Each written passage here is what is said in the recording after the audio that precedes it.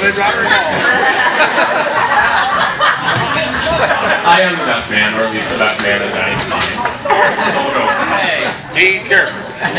Thank you, we're close. I've known Johnny for 21 years, meaning that our relationship is old enough to drink tonight.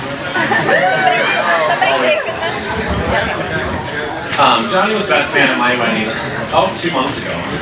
He spent weeks preparing a perfectly crafted speech. One moment he had people laughing, next moment he brought tears to people's eyes. Johnny, I just want to tell you, I'm a married man now. I do not have time for that. Sorry. To come up with a speech, I figured I'd just write down everything I knew about Johnny story-wise. All the best stories, some good, some bad. Everything that's key to Johnny. But then I thought, I better check those out with Meredith, because there's a lot of people that care about him here. Friends, family. Better check those out with the bride. So I wrote them all down in this notebook here, and I gave this to Meredith about a week ago. She ran through them real quick, and, well, I don't need the notebook. So that's out. And I was left with 3 stories that I was allowed to tell. So we'll give you those. In the summer of 2013... 2 stories. In the winter of 2009, Johnny got stuck on a cliff.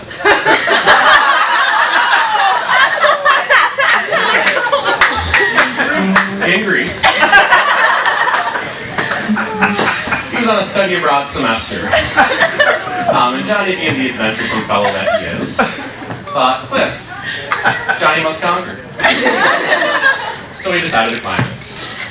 He got about halfway up and kind of get to that point where you can't quite reach the next rock and you also can't go backwards down the cliff.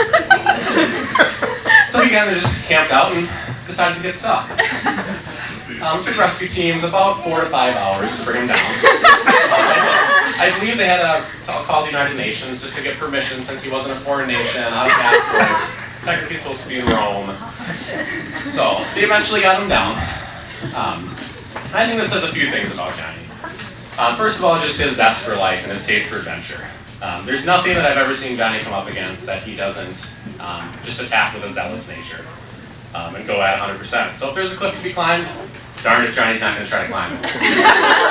And he may not succeed every time, but that's not what's important.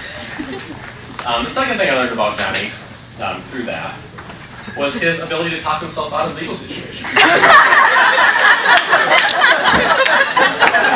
So to my knowledge, Johnny received no fines. This turned out to be on private land, by the way, too, so no fines, and they did not deport him. Kudos for that. Perhaps the best part of the story is Meredith was at the bottom of the cliff watching this whole thing unfold. And I can just imagine how the pickup line went after that. Hey girl, noticed you staring at me for the last 4 hours while I was stuck on that cliff. But it worked, and here we are. The next story I'd like to tell is a story about the Boundary Waters of Minnesota. For those of you from Texas, Boundary Waters is right on the border of Canada and Minnesota. When you go there with canoes, and you're carrying your food and your gear, no cars, no motors. So Johnny, myself, Meredith, Conrad over here, and another friend were all up there camping one week. And Johnny and myself, being the industrious fellows that we are, thought, why work when we can sit here and fish at this campsite? So that's what we decided to do.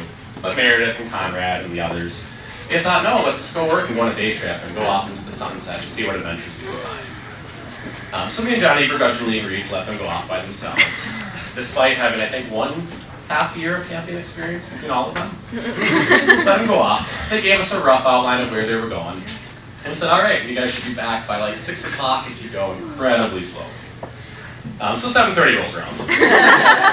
And me and Johnny are starting to get a little anxious, but Johnny more so than anything. And one thing about Johnny is he's not an anxious sort of guy. He doesn't get worried a lot, he's pretty carefree, easygoing. But just the amount of concern I saw for him, just knowing that Meredith was out there, and she was fine, by the way, but she was out there in the wilderness. There's bears, there's large fish, there's...